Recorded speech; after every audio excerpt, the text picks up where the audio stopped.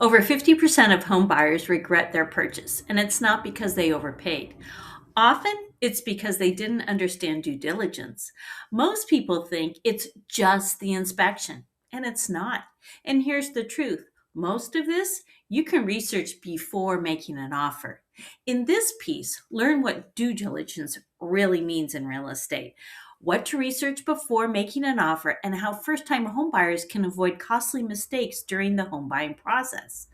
Due diligence in real estate is the period when the buyer investigates the property's condition, its legal status, its surrounding factors before closing. It includes inspections, reviewing disclosures, researching zoning and environmental risks, and evaluating repair costs to avoid overpaying or buying a home with hidden issues. So, what is due diligence? It's one of the most important and misunderstood concepts in the home buying process. At its core, due diligence is your responsibility as the buyer to investigate a property before you fully commit to purchasing it. But I would tell you that all of this needs to be done ahead of time through your home buying core values. Nevertheless, the industry standard says that it's the ultimate buyer beware phase. In many states, this period is very short, and you have to understand what is being said, understand the answers, understand the ramifications, especially the long term consequences, and understand the costs associated with these deficiencies. If you prepare ahead of time, you will be able to calmly and strategically enter into the negotiation period empowered.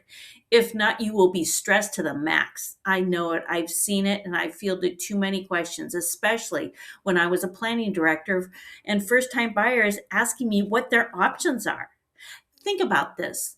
They are in the process and freaking out. This is a very expensive investment. With a 30-year mortgage and a $300,000 house, you're paying about 600K. With a 600K house, it's about 1.2 and so on. I highly recommend you learn what you need to know and don't rely on the transaction specialists.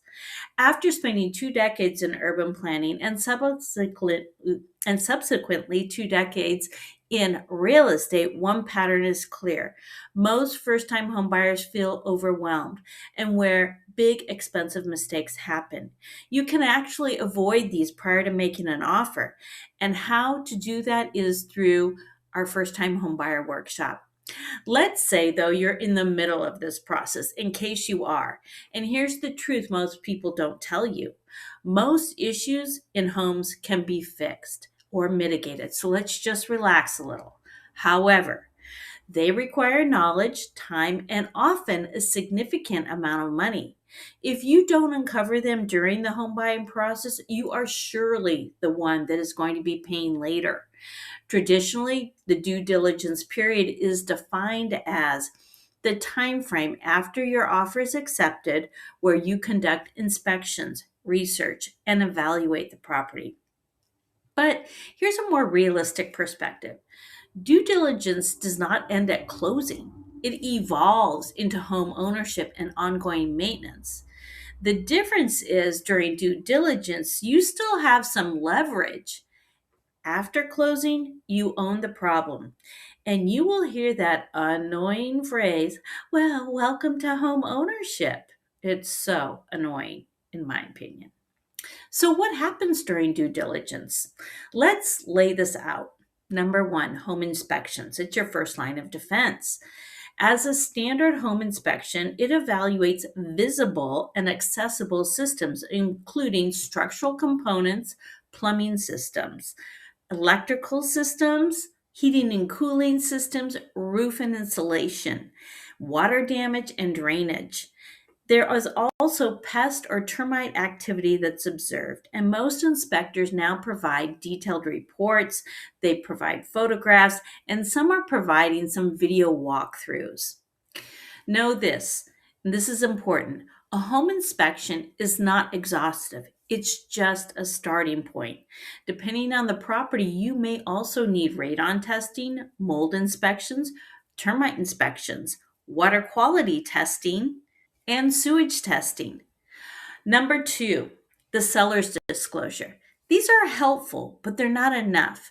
Now, in some states, sellers may provide disclosures about the property, but there are major limitations. First of all, they only disclose what they know. In some situations, provide no disclosures at all, such as foreclosures, estate sales, and inherited properties. And even when disclosures exist, they reflect the seller's maintenance standards, not yours. So here's a pro tip.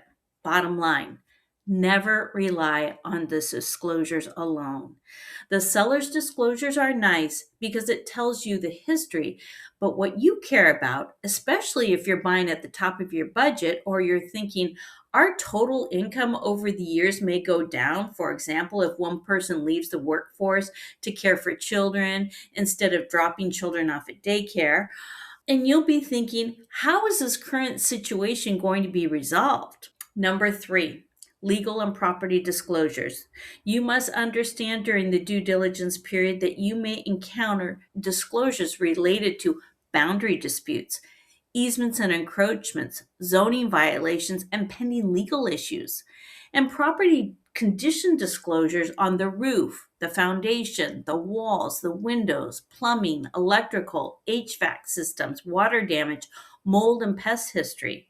You may receive environmental disclosures such as lead based paint, especially prior to 1978 homes, asbestos, radon gas, in underground storage tanks. If you are buying a condo, you may have homeowners association disclosures, rules and restrictions, monthly fees, special assessments, pending lawsuits.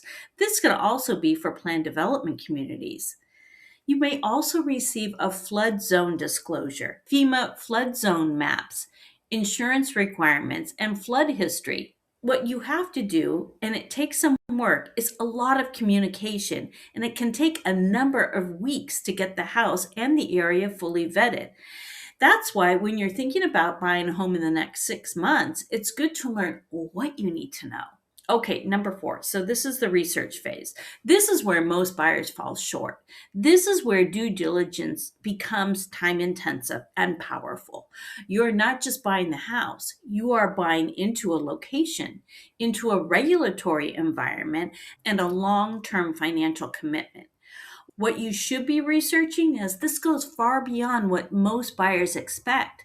Zoning regulations, building and health codes, wetland environmental restrictions, FEMA maps and flood risks, utility systems and infrastructure, public versus private roads, property tax assessments, future development plans, school systems, and community resources.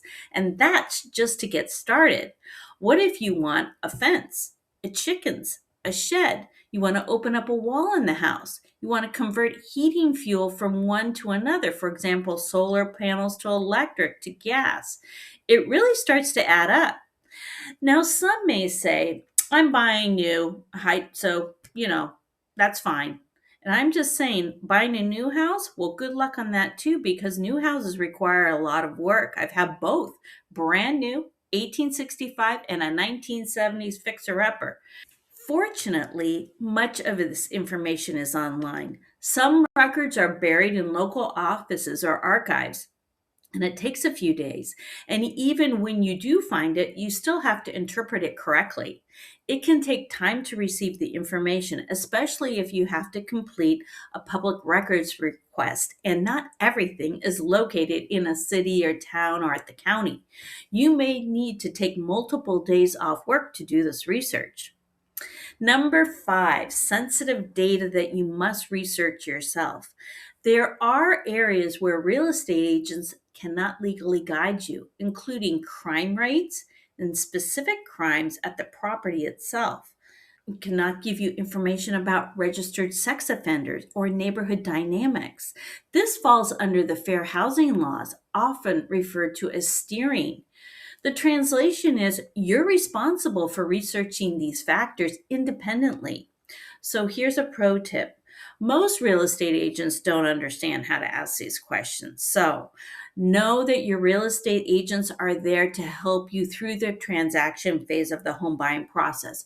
But you have to uncover whatever the issue is, and you have to decide if it meets your standards. And what if you find a problem? Well, basically, you have three options. You can renegotiate, you can ask the seller to fix the issue, or request a credit at closing.